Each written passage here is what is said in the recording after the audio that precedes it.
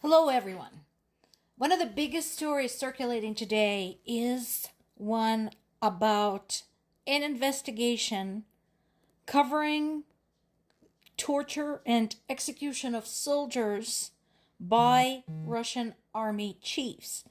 And this time, we're not talking about Ukrainian soldiers, but Russian soldiers who refused to fight in the invasion of Ukraine by Russia. So the investigation was released by an independent outlet called Verstka, and there were other reports like it in the past, but this one is one of the most comprehensive so far.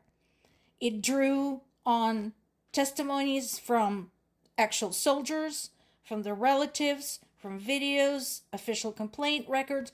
So they had to really branch out and cover a lot of ground to come up with the overall picture.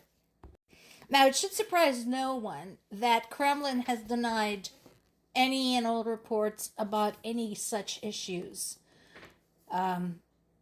Illegal executions, torture, indiscipline, other transgressions. But this report provides overwhelming amount of material talking about soldiers who said commanders had appointed execution shooters to open fire on those who refused to fight and later dump their bodies in rivers or shallow graves, and then submit the documentation on them that they were killed in action. Now remember, fairly early in the war, probably between 6 months and a year, there were already questions being asked, what is happening to these Russian soldiers? Because there were a lot of losses, there were a lot of casualties, but there seemed to be no proper record of them. And so this actually dovetails with those questions that were asked early on, with the information suppression to the families, with putting gag orders on the families, with refusing to have the bodies released to the families, with refusing to tell the families where their loved ones were, and so on and so forth. So this is happening.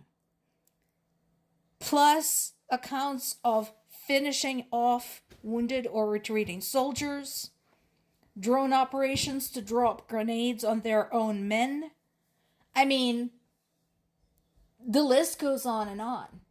So once again, I invite everybody who keeps saying that Ukraine should sit down and negotiate. This is what they do to their own people. Can you imagine what they do to Ukrainian people? And you still want to negotiate? Really? And the campaign of lies and disinformation continues. So we're back talking about important locations in the east of Ukraine. One of them being Pokrovsk. And we talked about the dire situation in Pokrovsk just a couple of days ago. So Putin is claiming that Russian troops have surrounded Pokrovsk and another city, Kupiansk, which I'm sure is another name you may have heard a few times. So, what's going on there? And these are in two different regions. So Pokrovsk is in the Donetsk region, and Kupiansk is in the Kharkiv region. That's up around the northeastern part of Ukraine. But there's no confirmation from anywhere else of this having happened. Ukrainian army had confirmed that Russia had deployed some 11,000 troops trying to encircle the city, that some Russian units managed to get into Pokrovsk, but they don't have Pokrovsk. So, again, big difference in how information is reported. Ukrainians are not denying that things are bad there. Ukrainians are not denying that Ukrainian troops defending Pokrovsk are struggling. They're just telling you what is actually happening, what their chances are, what the situation is. Russia just freaking lies. They're stating that they surrounded Pokrovsk like it is a fact. It's not a fact. It hasn't happened. And yes, Ukraine continues having internal problems, particularly problems with the army turnover, with mobilization. That is unfortunate. So this particular story talks about a shooting at an army office in Poltava. Apparently a man shot them while signing up and wounded 2 soldiers working there. So that is just one incident. Considering that Ukrainian population, all of it, military and civilian alike, is under tremendous strain, such incidents, unfortunately, will probably continue to occur. And yes, there are also cases of corruption, and yes, there are also cases of treason. Like in a war.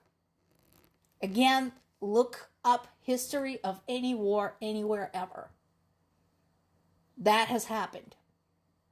Any country, anywhere that had ever been embroiled in a war had experienced such things.